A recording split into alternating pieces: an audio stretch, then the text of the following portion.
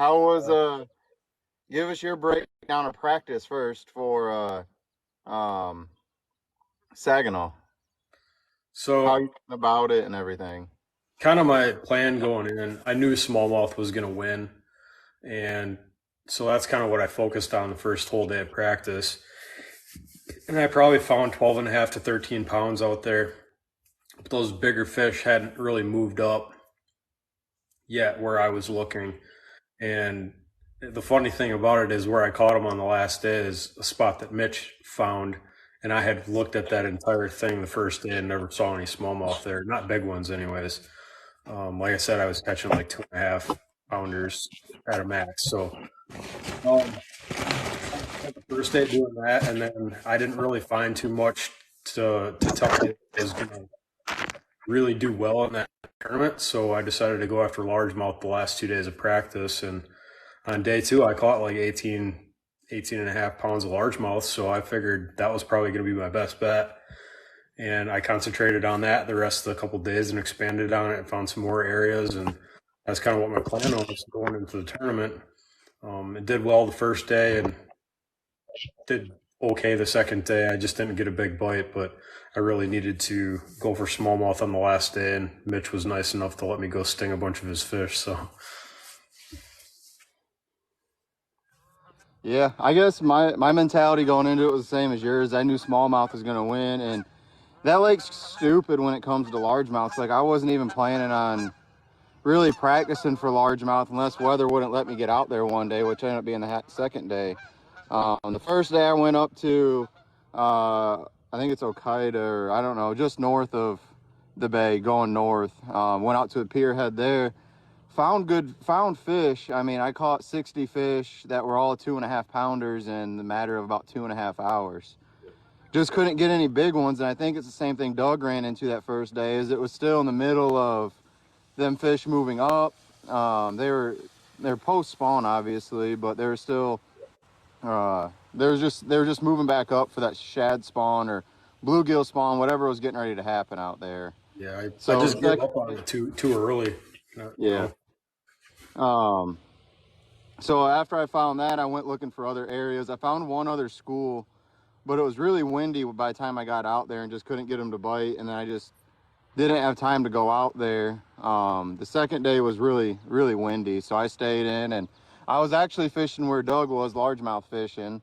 Got in there kind of doing the same. We were fishing the same stuff, we are just fishing it differently.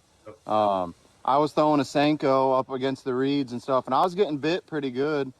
They just weren't giants, and Doug found a way to get bit on giants, or bigger ones. Yeah. And so we kind of collaborated on that, worked together on that, figured out, hey, am I going to get sprayed by the sprinkler or not? No, I think we're good.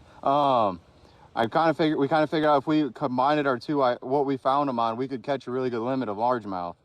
So I figured I was good there. You can go in any of the reeds there in Saginaw and catch them. So the third day, my idea was I was already set that I was going to Port Austin where I caught them at. Or that's where Doug went the first day. And I got up there, and first thing in the morning, I had a couple things happen. It wasn't a big deal.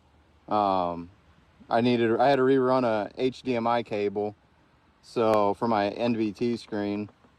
We ran back, did that, got up to Port Austin, and realized that there's good fish up there. And there's a couple other guys on the flat, but they were way on the other side. And I got up there, pitched in there, caught a 2.5, 3-pounder. And I'm like, huh.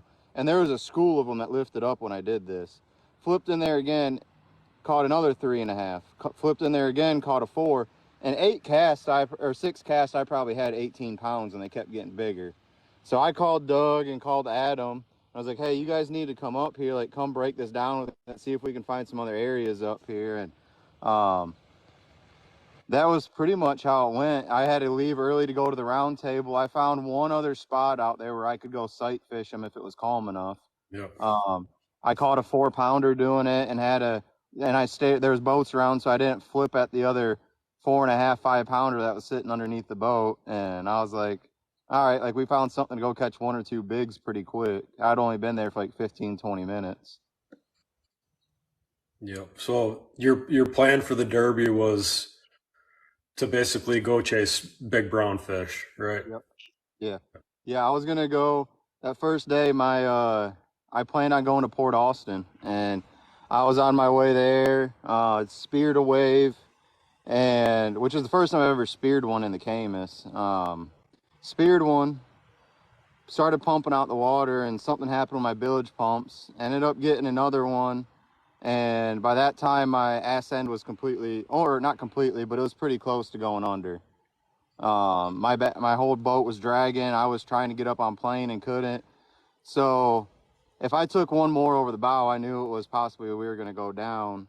So I just left it like that. I got in the seams of the big swells, and I just ran it into Wildfowl Bay, hit ground in 1.5 feet water. So that way, if you guys are ever in this situation, you guys should probably just listen, because so knowing what to do in this situation is really bad. And I knew that if I took any more water over the back of the boat or the front of the boat, that we were possibly going to go down. So what my strategy was to get in them seams where I knew I wasn't going to take any more water on, and run it to where I hit 1.5 feet to 2 feet of water, and that motor is going to grab, and it's going to flat and do is fling all that water to the front of the boat, and it's not going to allow you to more on. And then I ended up getting the trolling motor on back ashore, and that was the end of my first day. Yeah. So I guess we could just do this So day by day. You'll do yours and I'll do mine. So my first day of the first day of the tournament, I was running to the area where I figured I could catch, 12 and a half to 13 and a half.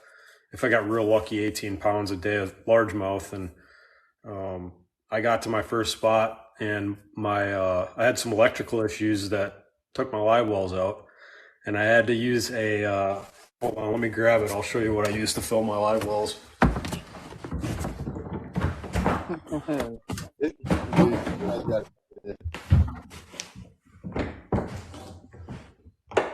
yeah, Hunter, me too. I've never been scared in the big water, and it was honestly the first time I've ever been scared on any of the Great Lakes. It was freaky. Um, it definitely took a couple days of running it to start feeling comfortable again out there. So I filled my live wells with this. You can see how big it is. They hold 44 gallons, and I lost my aerators, I lost recirc, I lost fill, everything. So I had to deal with a couple penalties at the end of the day, unfortunately, and that really cost me at the end of the tournament. So, but I made it back all right. Better situation than what Mitch was in for sure. But if you guys are gonna run big water, you got to plan for stuff to go wrong. Make sure you have tools in your boat. Make sure you can fix what you need to fix, and things happen. Something's always It's not all about slowing down or driving better. Sometimes it just happens. So yeah. Yep. And I've been experienced out here and been on the big water. Like I said, like you were stepped away, but I've been on doing this for 10, 15, or probably about 10 years consistently on the Great Lakes. And that was the first time I've ever been scared. Like I've been in 6-footers, everything else been okay. Like it's not bad as long as you know what you're doing and you feel comfortable. And like it's scary, not really scary, but it's uncomfortable the first couple times you do it. yeah, But you just got to get out there and deal with yeah, it, and kind of learn learn how to, how to surf the waves in a way yeah, to where you're not going get to be out there. spearing them and slowing Yeah, down, doing what you need to do to be safe yeah, out there. yeah. You'll spear a few of them. It happens to all of us. I mean, and all like you'll still spear them. It's just part of the beast. It's way Um, less intimidating after a while, though. yeah. So, how about your day two? How did day two go for you? So day two was a little bit better. I mean, it was still pretty shitty, but it was better. I got out. Luckily, I was scared to go out on the big water. Like it was supposed to lay down pretty good, and I had a really long day. The second day, I was scared to. I'll admit, I was scared to go out on the big water again. I ran 20. Josh Watkins offered me to come to his spot because he knew I didn't want to run all the way to Wildfowl where my largemouth spot was, and I'm extremely grateful for that because I mean I couldn't. I was legitimately scared. I ran 20 mile an hour and 1.5 foot, probably 1-footers like the whole way there. Like I ran 20. Like I was not getting over 20, 25 mile an hour. Whatever you use to get on pad, is what I did, what I did all the way there. Well, But I mean, I can speak from experience too, with what happened to me earlier in the year, man, that really affects you mentally. It affects yeah, everything that you do, and it's constantly in the back of your head, and yep, it's affecting your decision making capabilities, and it's affecting everything you do, whether you want to admit it or not. yep, So there's a lot to this game other than just going fishing and catching them. It's 90% mental, 10% catching fish, I think a lot. So, yeah. And like I said, Saginaw is crazy. Like you can get anywhere and catch or largemouth out there anywhere you go on any of the banks. So I got going. I got over there, started throwing a frog. I had probably 10 of them miss it first thing in the morning, and about 9 o'clock I started catching them on a frog. It was just a regular spro frog that I was running through the reeds, just a walking frog, just straight reeling it. It was just a different presentation than fish normally see. yeah. So I was doing that, I caught two, and then all of a sudden my trolling motor messed up. Well, I called, figured out what was going, or I thought I figured out what was wrong with it. I thought the motherboard went bad. Was talking about throwing my fish back. On my way in, one of the guys was sitting there at the mouth, Dustin Wilkie, offered me to sit on his spot, basically power pull down. He told me, you've had shit luck, like, go ahead and take it. He goes, I just got 5, and it's going to take probably a 3.5 pounder for me to call up. So I got in there, I threw in there, caught 2 more, ended up having 4 fish for 8.5 pounds. I couldn't be more grateful for him. And then I got back to the house and found out that it was just the bolts for I have a DD26 live scope turret. So there's a dog bone on there.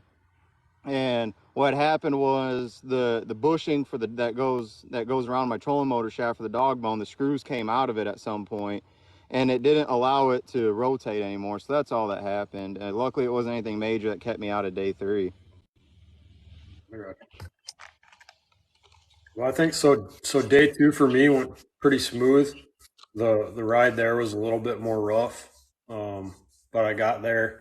I had a limit very quickly for probably 8 9 pounds, and then man, I just never got a big bite the entire day. I was catching at least one 3 pounder a day, and it just didn't happen that day. And I think I weighed in like 11.5 pounds or something, which I kind of knew that I was going to need that 13 pounds a day to come close, and it ended up being a lot higher than that at the end. But that it was a good day. I didn't really lose too many fish. I broke a couple off, but you're going to have that when you're fishing that thicker stuff like the reeds, and it's hard to get away from that sometimes. But yeah, I just never got a big bite. Weighed in 11.5 pounds, and I was sitting in a decent position after day 2.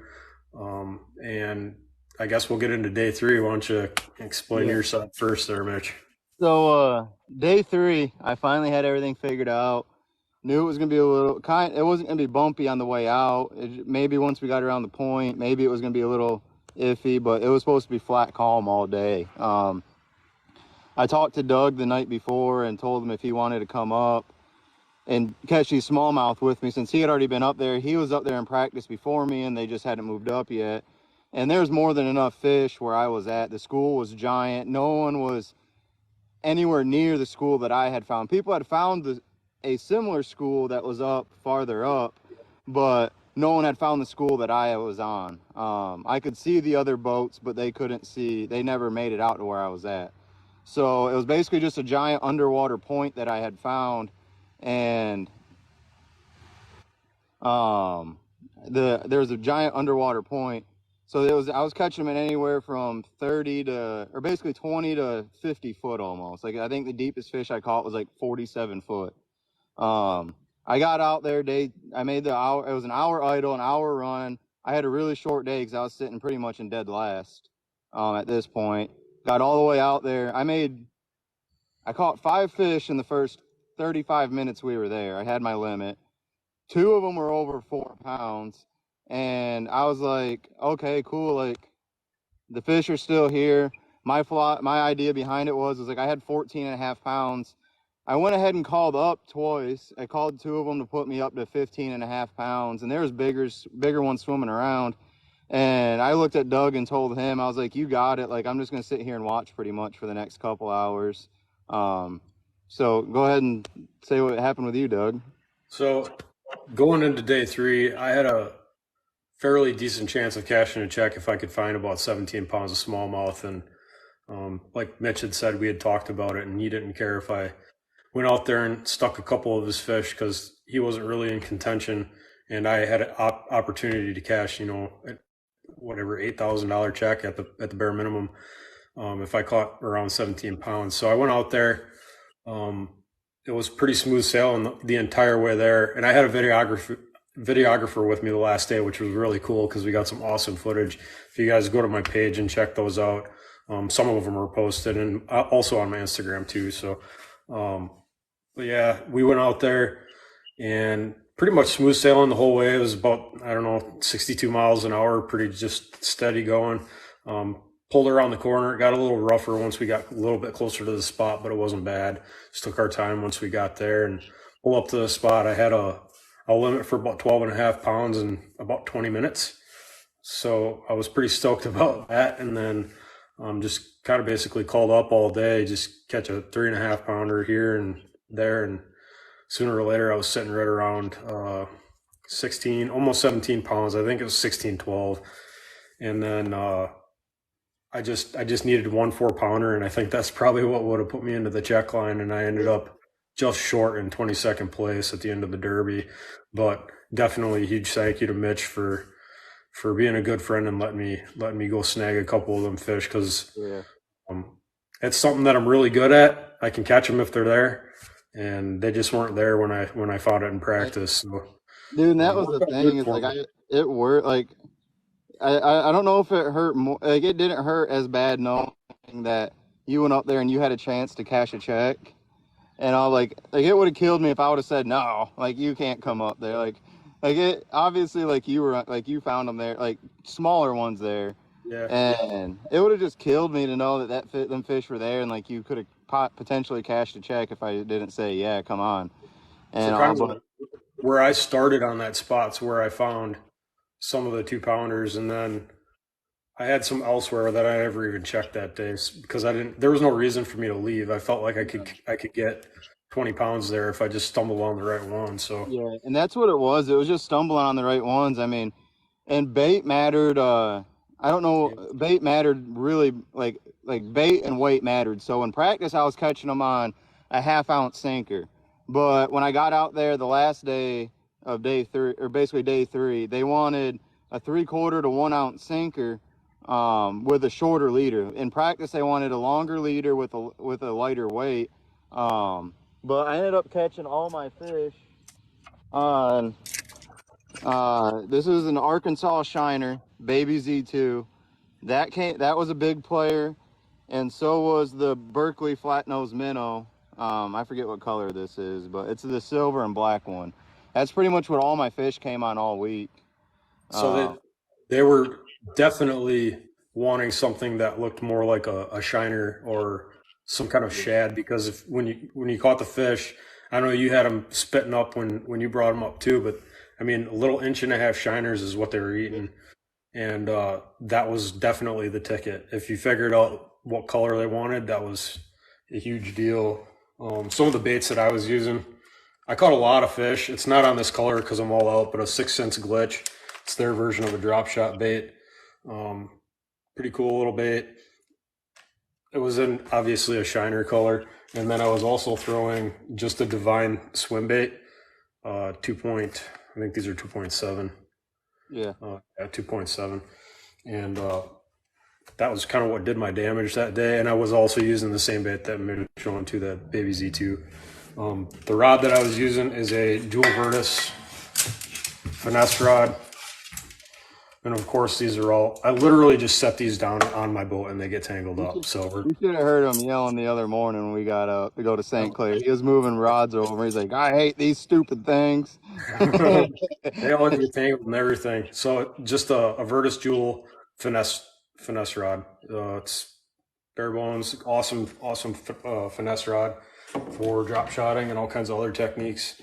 And I didn't really catch any on a tube that day, but we'll get into the team derby. Me and Mitch fished. All all of mine I actually have a swim bait tied on here now from St. Clair, but this is the Pride Rods PR medium light. It's more of a light rod than anything. I like when I'm fishing a drop shot, I like a light rod or an ultra light more than anything, because when them fish run, it allows that rod to just bend right over, and you're not going to really snap your line off very much. If your rod's too stiff and them fish go to dig, it's going to snap you off every time. If that rod bends with them all the way down that back, that spine and everything, it just helps them. It helps that line have a little bit more give it before it snaps.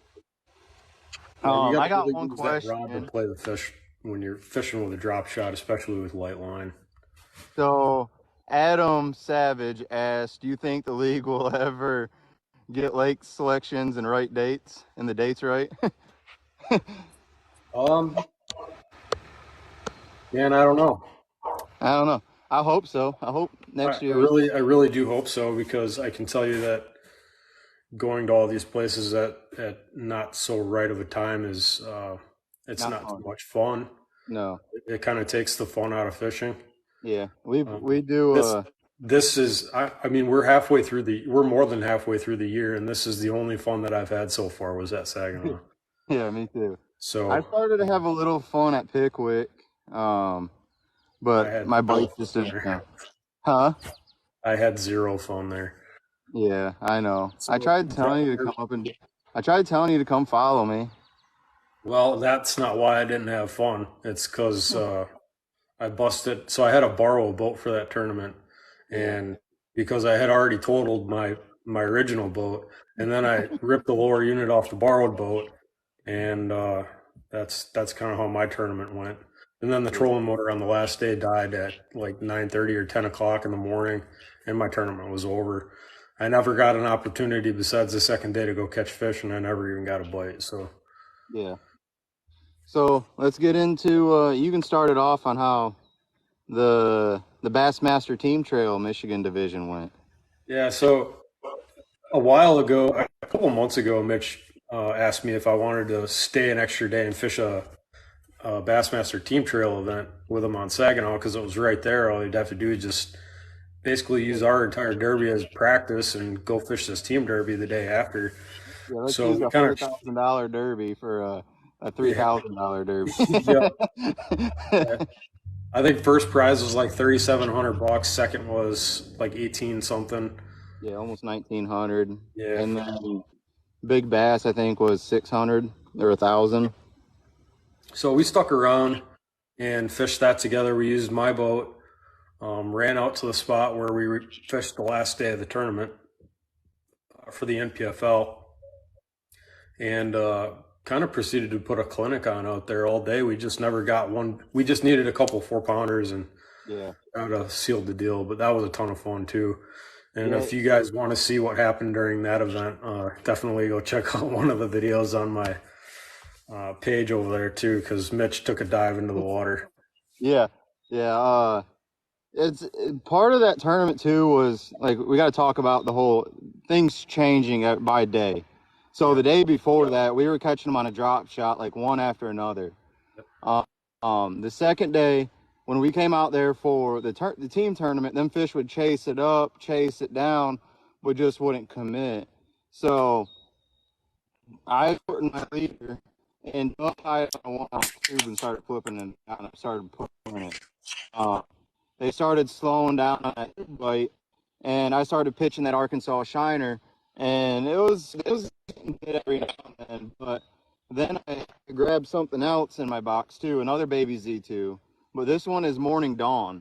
It was just something a little brighter and something they hadn't seen at all yet. So I started pitching that down there and started getting whacked. And then at one point, it was crazy. Like at one point, I was fizzing 2 or 3 fish in the back of the boat. Doug's up in the front catching them.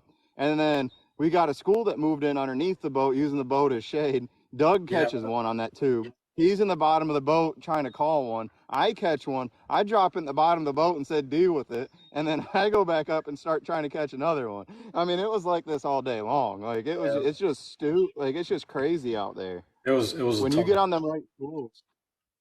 And we were laughing and giggling all day. And then all of a sudden, I'm sitting there staring at this school underneath the boat. There was one fish that was like off to the right, but kind of straight ahead, and I wasn't paying attention.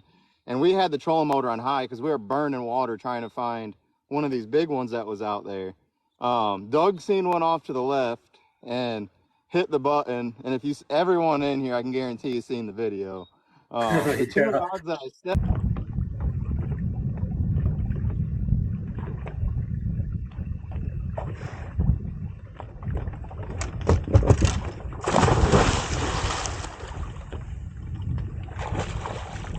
Holy God.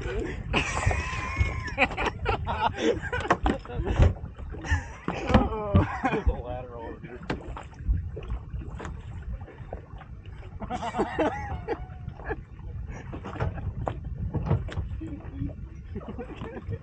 I knew it was gonna happen to one of us, bro.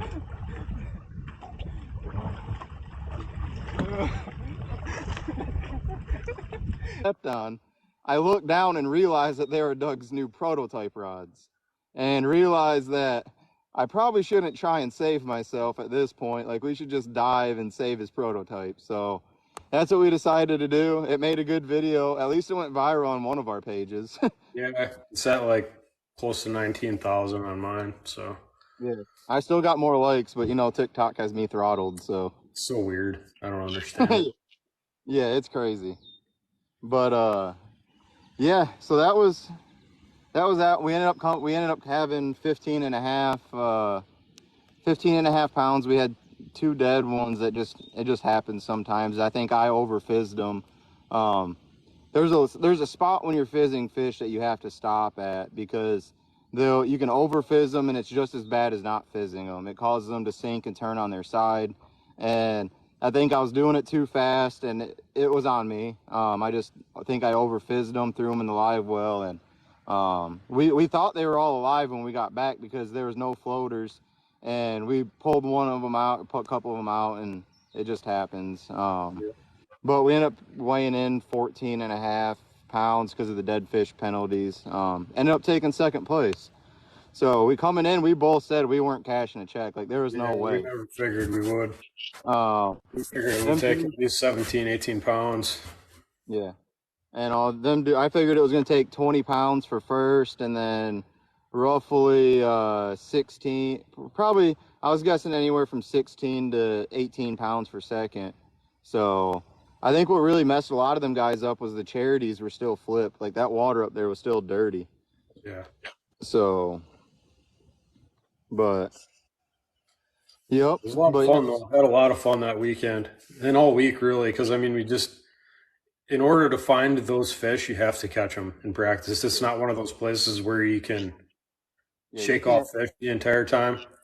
You have to catch them to see the size because they're grouped up by size. Yeah. Yeah, for sure. Especially them smallmouth, they get out there like that. That's why there's a couple guys around us that were up on top of the flat that only had 13 pounds. Yeah.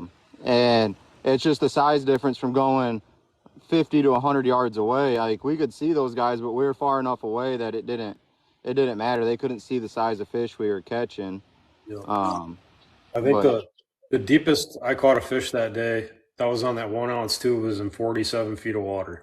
Yep. Which is absolutely crazy if anybody has never done that. It's cool, but immediately those fish turn upside down. You know, that you got to fizz them right away. They come up, and I mean, it takes forever. Like, a small one feels like a big one in that depth. Yeah. And I think the deepest I had one all week was about 47 to 49. I think it was the deepest we had them. Yeah. But it was a blast. But you guys got any questions or anything about anything when we were up here? Obviously, we got more to talk about.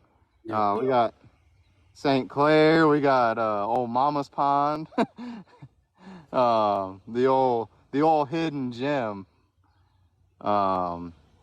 But if you guys have any questions, feel free to ask them. We'll make sure to answer anything you guys got. We just got through the big smallmouth tournament. It's all fresh in our heads. So if you do have questions, go ahead and ask them. Yeah. Jake, where is the sip shine? It is hidden for right now, and it will be coming out here in a little bit.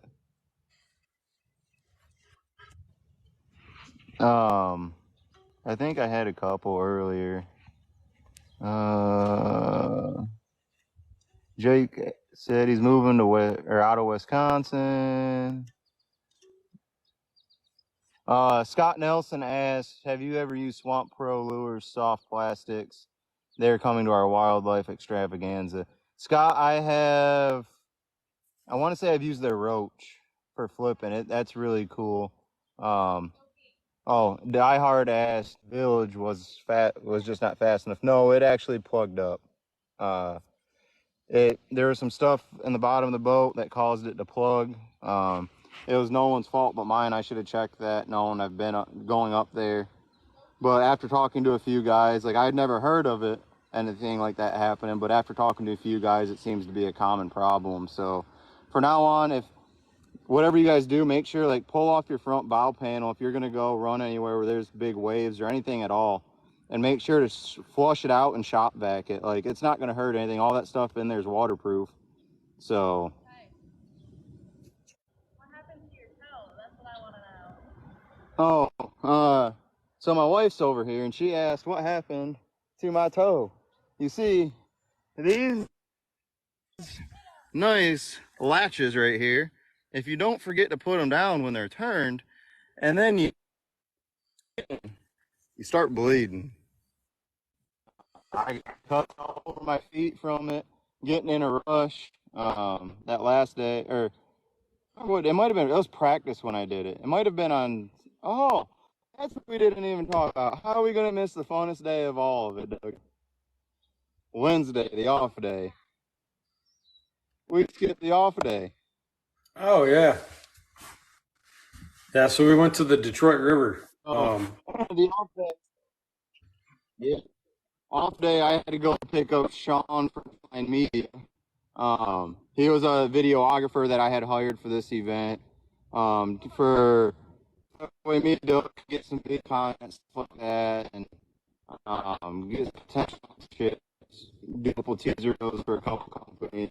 I don't know. We ended up telling John we're going to go and have a day where we can get all the content that he needs, and so we ended up going to the St. Clair or the Detroit River. We went over, got on the bluff on the seawalls, catching a bunch of things. I mean, it was fun. Like, we caught, I don't know how many fish you caught. I probably caught 15, 20 fish. Yeah, I caught quite a few too. Yeah. And we did the running shot that I rolled up on one of my. Can you hear me all right? You there? Yeah. You got fuzzy there for a minute. Am I good now? You're still twitching. There you are. Nope, frozen again. All right, I'm up to the house. Oh. Let me go to the house. So, but yeah, so we ended up rolling. We ended up having I have a crankbait spot on the Detroit River that's phenomenal. It's about 6 foot of water, throwing a 6XD. I rolled up to it. We were doing some running shots. Driving by, swapped Sean from Doug's boat back to my boat. We stopped like right in front of it, and I looked at Sean and I said, man, I can't come over here and not at least throw at it at least once. I get up there, I throw a 6XD in there, 4.5, 5 pound white bass. Sean's shit, and he thought it was a hybrid. I throw in there again, 4.5. Doug, and as I'm throwing in there, I'm looking, and Doug's looking at me like I'm dumb. Like, it was one of them looks where you just feel like this dude's just judging me right now. And so I throw it in there. I'm rolling it through, 4.5 pound smallmouth. I flip them in the boat, grab them, and I'll throw them back in. I throw in there again. Whack! Another 4 pound smallmouth.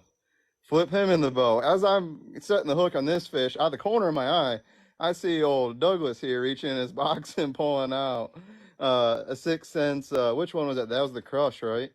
Yeah, it's a crush. and all the crush. He throws it in there, catches a 4-pound smallmouth. I 3 think that was cast. a C15. Huh? The crankbait was a C15. Oh yeah. We had, in them 3 cast, we had about 13 pounds. It was just one of them spots. It's just one of them spots where they're stacked up all year long, and Yeah. it's not like they were just getting the back hooks. They were choking that whole thing. But How many likes do you have on your 3.1K. What do you have? 50? You guys go over to Doug's stuff and give him some love. And he's feeling kind of left out over. Have you shared it out to anyone? I don't know how to do that. In the very bottom, you'll see shop, subscribe, and the arrow. And then you just click on a bunch of names and send it. Don't send it to me because I'm already in here. Just send it to a bunch of people. Yeah. Hunter said, so you can weigh in both largemouth and yes, we can weigh in. If we're on a fishery that has largemouth, smallmouth, and spots, we can weigh in any of them as long as they're the right length. Jake, actually, so on that spot out at Port Austin, I was on them. I started pulling stuff out of my box. I pulled the 5-inch line through out. Or no, not the 5-inch swim bait out because I didn't have the line throughs yet. My mom hadn't been there. And I threw They that listen to out you. there.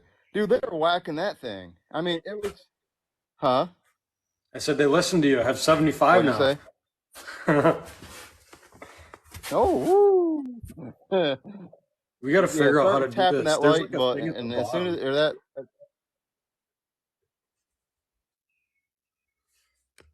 for what Oh, we are. I was trying to figure thing out at the how to bottom for what? a dual so it's all one live instead of two separate ones. Oh, is that how we do a match? Will a match do that? I don't know. Let's start it and try. Let's see what happens. You're gonna win. How does this even work? I don't know. They I don't gotta know, but send I see a gifts. timer, a countdown. Somebody do something on this so I can see how A it works. timer and a countdown. Oh, I got 30. 9. I have 0. There's 3 for me. Thank you. Jake said call him after this and he'll explain it out to you. Yeah, I'm gonna need to somebody to explain this to me. but yeah, he has to close his come into your room. It's easier this way. But yeah, so that was we ended up coming back. We fished. We went up a lake here that I know pretty well. On Monday, we went up to Baseline Lake over in Bloomingdale. What I'm pretty good at. I mean, decent. I had big one come off. But we're just having fun. It was nice to get out and just sort of recording or anything and just go have some fun. And then we hit St. Clair. What was that? 2 days ago. You're frozen. There you are. Yeah, 2 days ago. Oh No, it was. yeah, because I Yeah. drove home yesterday. What the heck was that? Yeah. I got a hat and a You got mustache. a Thank cowboy hat.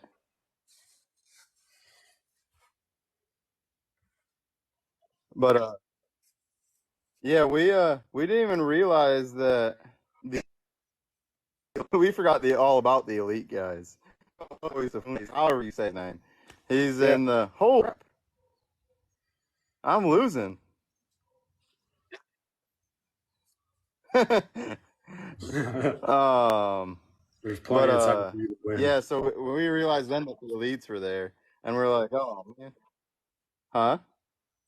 Yeah, it's kind of hard to like. Oh, you're gonna win. You know, we don't like going out on places when we know there's going to be other people with big money involved fishing because it feels like we're stealing fish from them or, you know, doing stuff like that. But We got out there and saw that there's a bunch of elite guys. So, I mean, we were already there. We drove 3 hours, and so what are you gonna do? I mean, you're gonna go catch some fish. So we did. Yeah. Yeah, we didn't catch too many of them. I got recorded by one of the other guys. Yeah. That was pretty interesting. Still confused about why we were recorded. I don't know. Yeah, I don't know. I thought about sending him a message on Instagram and being like, "Hey, man, just wondering why you was recording us." But anyway, it was fun. We got out there. I had a couple spots from before that I went to, and one of them there was no one even around. So we started sticking all the largemouth we could. We actually ended up going largemouth fishing at one point on accident. Yeah. I'll tell you later, Justin. Justin asked who was it. Yeah. Not gonna put anybody on blast here. But he said to call them out. And I'm like, yeah, no, I'm not gonna. He said call them out, and I'm like, nah, I probably ain't gonna do that. John wants to know if you live in Michigan. Yeah, it was fun. If what? He wants to know if you live in Michigan.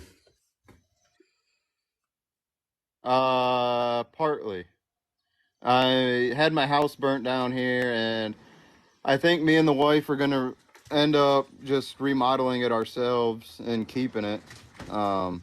Ripping down all the drywall, fixing a couple studs that were bad, fixing the windows, stuff like that, and then keeping it for the two of us, just to have basically a summer home that's paid for and a house down south.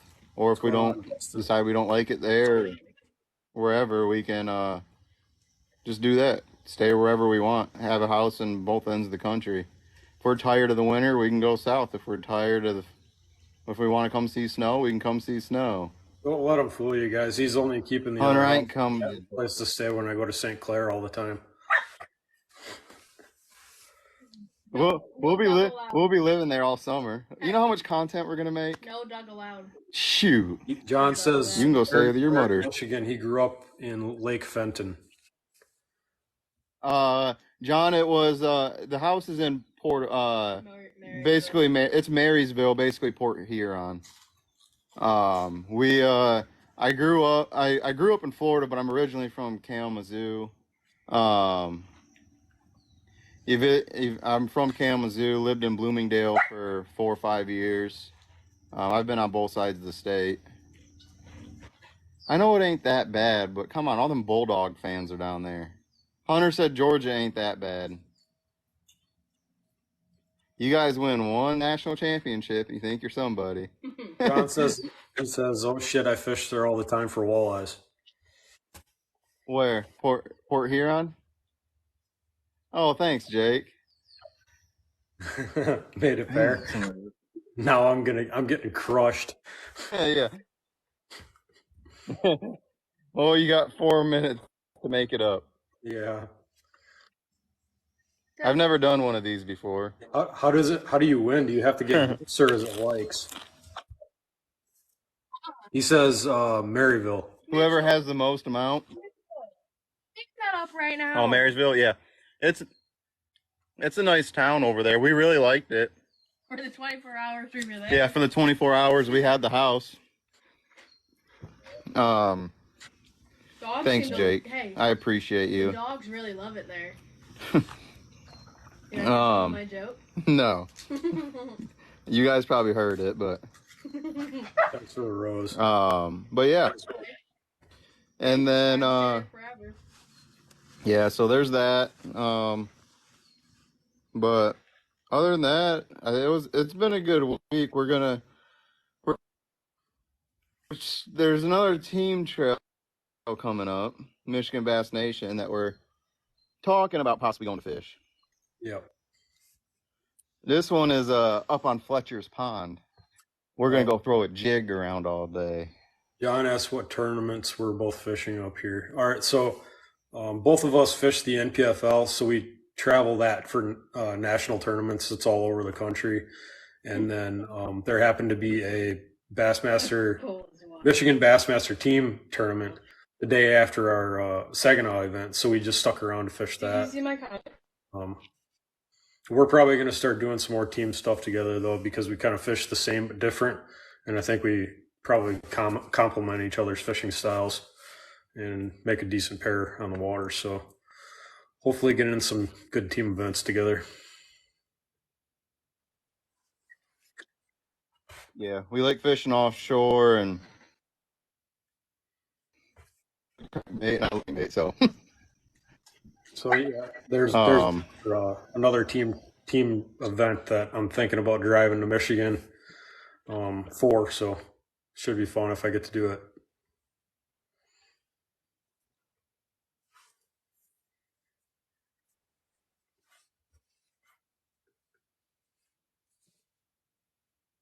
And you're frozen.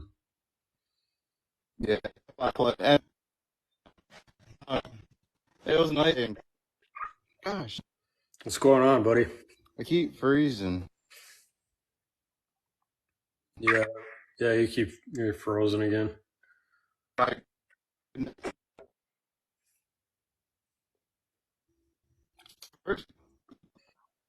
I'm good, man. You catching any of them fish on Santee Cooper?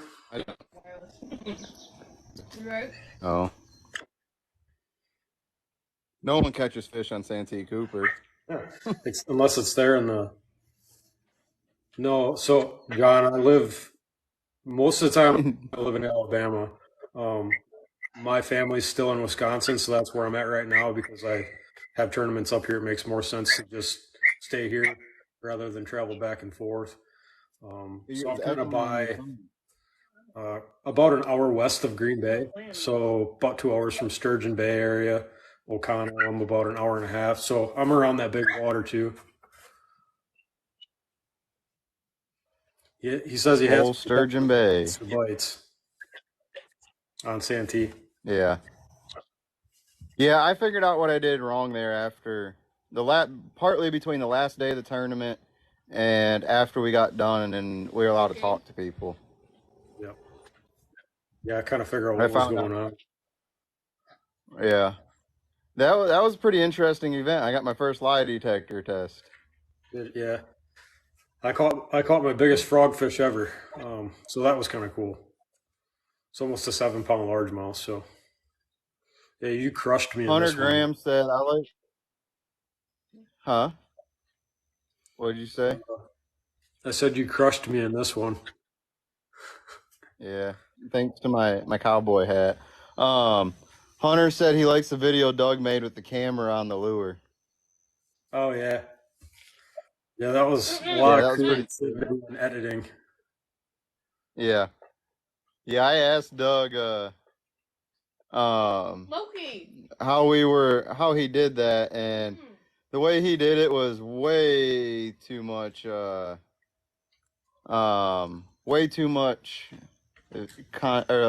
involvement for me. I was like, that video had to take me like 6 hours to make. It took a little bit of creative editing and transitions, but it all turned out good. It's an idea that I had for a while, and I just had the equipment to do it at that time. So it turned out pretty cool. I appreciate that because I put a lot of time into it. John asked for the browns in the spring and fall, as in brown trout or smallmouth. I fish for smallmouth any chance I can get. Yeah, me too. If we're on Chickamauga, it don't matter where we're at. We're on Chickamauga, I'm fishing for smallmouth. If we're up north, I'm fishing for smallmouth. We can be on Okeechobee, and guess what? If there was a smallmouth in there, I'd be trying to find it. Yeah.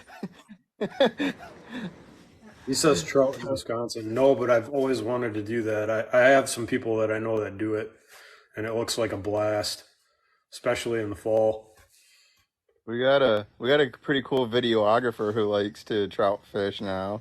Yeah, I think the O'Connell River in the fall gets packed full of them, all them fish. Yeah. Hunter says he has not caught a smallmouth. Hunter, I will have my guiding license done here in the next couple months, and I'll give you a good rate if you book with me. I'll take you out to. I'll let you pick where we go. We can either go to Traverse. Jake knows how good of a stick I am on Traverse. Or we can go to St. Clair. We can go to Charlevoix. We could even go to Leelanau. Leelanau, if we hit Leelanau just right, you will catch so many damn 3.5, 4 pounders, your arm will be sore. Yeah. And I'm not even kidding. Come on, guys. We can't Tell let Doug tell Doug the Waupaca River has trout. Waupaca? Waupaca. The Waupaca River. Yeah, Something like whatever. Jake said that has trout. Yeah, Hunter, just get with me. We could even do it if you want to do something this year. We could do something. It'll be. We could do the Detroit River. That fall bite on the Detroit River is absolutely nuts. You like throwing a crankbait, or you said you're telling me you wanted to learn to throw a crankbait. That is the place to learn to throw a crankbait. I'll have you scoping them all day long. With a crankbait? When they get on that 6XD bite on the river, dude, it's stupid.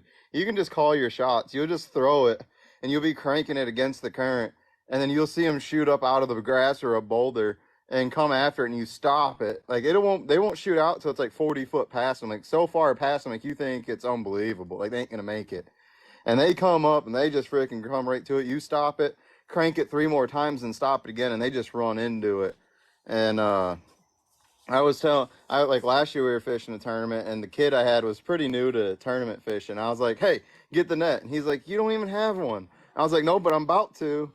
And he's like, what do you mean? And he said that. I was setting the hook. And we did that probably 4 or 5 times throughout the day.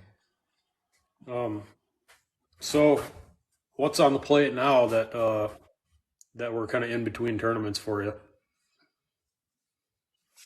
Oh, I'm going to start getting a bunch of content done. I'm going to hang up out here for probably the next close to 2 or 3 weeks. And I'm going to go fish St. Clair a couple more times. I'm going to go up north. I'm going to go up to Charlevoix and Jordan for a day. Take my brother up there. Normally when I lived up here, I did a guy's trip with my brother and my cousin every year. And I think we're going to go do that again this year. I didn't get to make it up here last year, and I felt bad just because of work was all, like, couldn't stop working. And, we think we're going to go do that. I'm going to go fish some stuff locally, some local derbies. I'm going to fish a bunch with Zoo City Lures. Brian, he was in here earlier. I'm going to go fish some Monday nighters with him, take some people's money. Go throw a secret bait around that I got.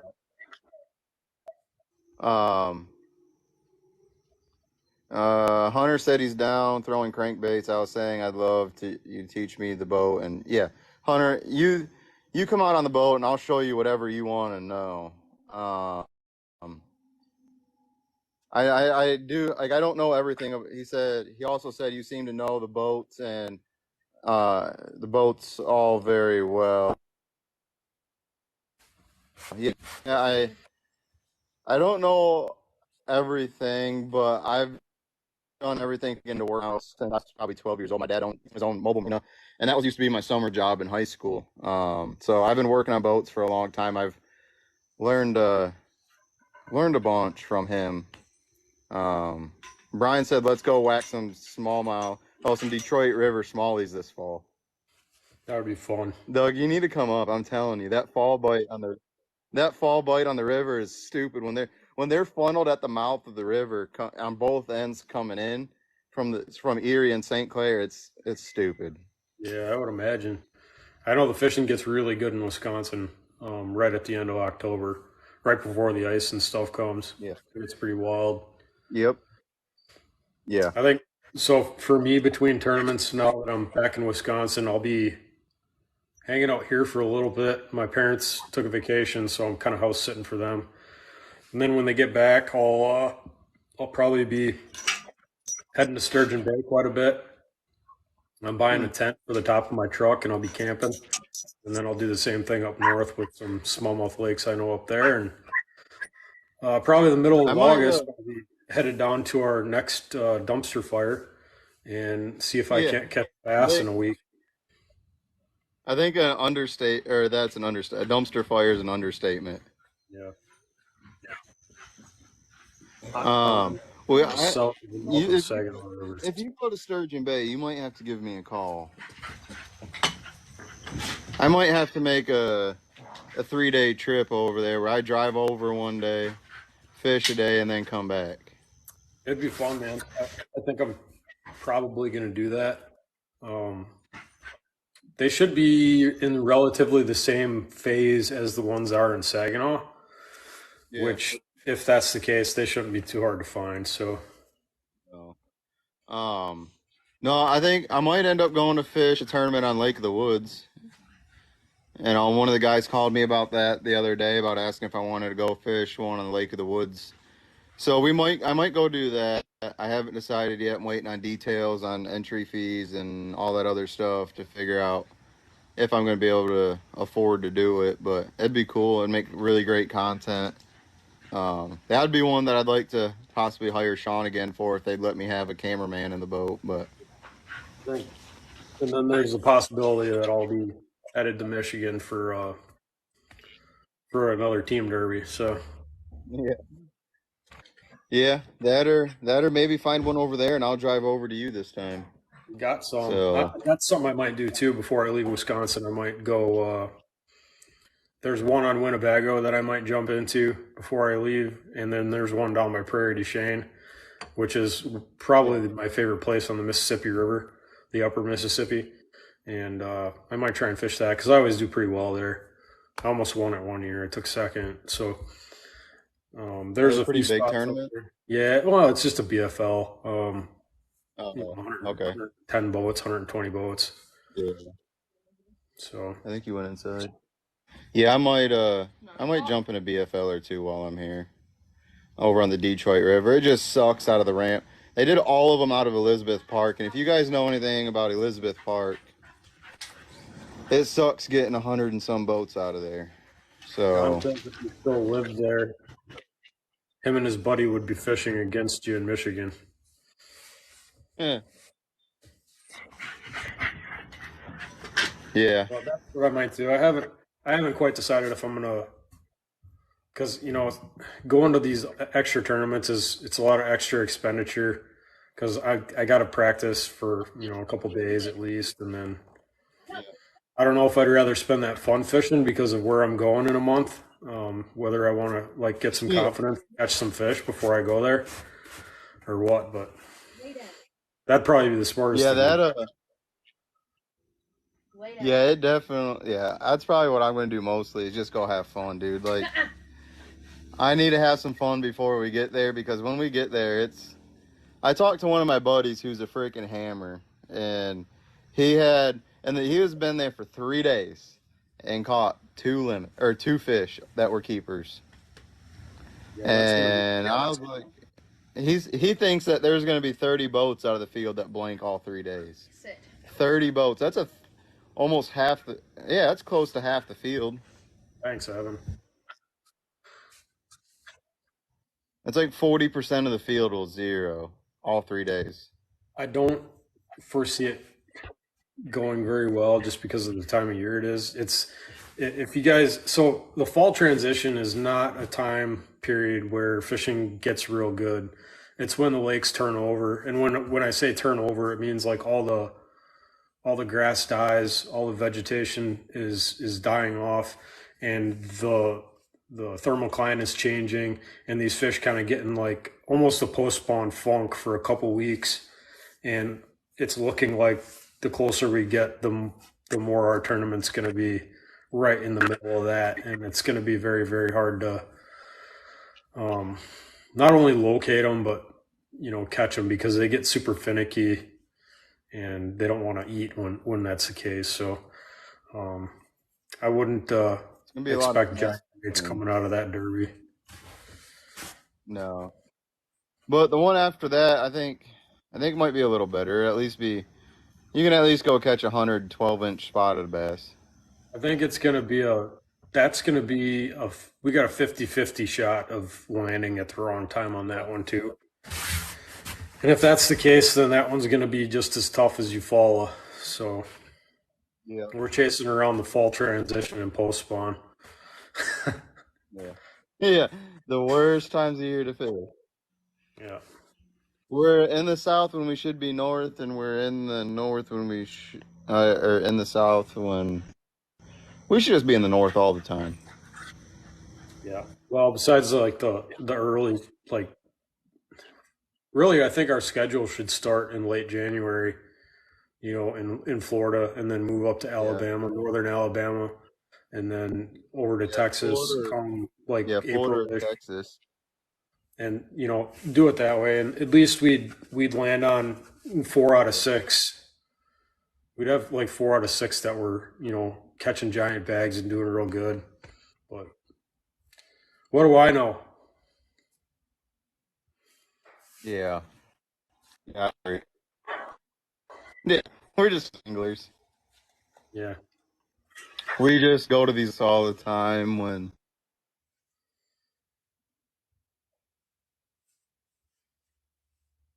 there's no tournaments there.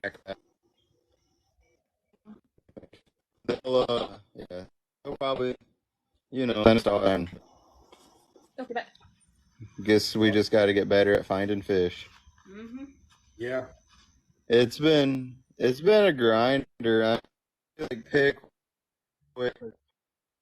I knew what I needed to do, but I couldn't sit up in the horseshoe, and if you weren't up in the horseshoe, I mean, you were fighting for 5 fish a day. And then Okay. thanks for the rose, Evan. And then yeah, Jake, it was this is the watermelon aid. And then but yeah, who knows? Next gonna be interesting. The schedule should be coming out at the end of this month, I think, for next year. I would say it'll End probably of August. End of August. It should. Oh, did I freeze or did you freeze this time? You've been kind of off and on. Did you hear me? Yeah. Am I frozen? No, not right now. Oh. But yeah, that's kind of What were you saying? We're gonna start trying to get some guests on. I'm gonna talk to one of my other anglers in the league, But see if we can get him on here. yeah, yeah. Yeah. Oh, there you are. I think next week we're gonna have a guest on who's a good stick, hasn't cashed a check this year, but has multiple top 30 finishes, I believe. Yeah. Yeah, I got to talk to him and see if he wants to do it, and I'm sure he does. So.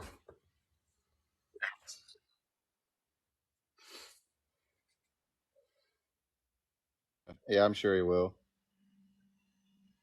Get his thoughts on all of this season so far, and yeah, next week we'll be streaming. I'm going to try and get it to where we can stream on a couple other platforms too. Obviously, we're going to be on TikTok mostly. That's where it all started, so that's what's important. Yeah, and then we're gonna try and But that way we can record it, Instagram, have everything recorded, and we can post on other platforms for you guys to watch. Some of those other ones, yeah. YouTube.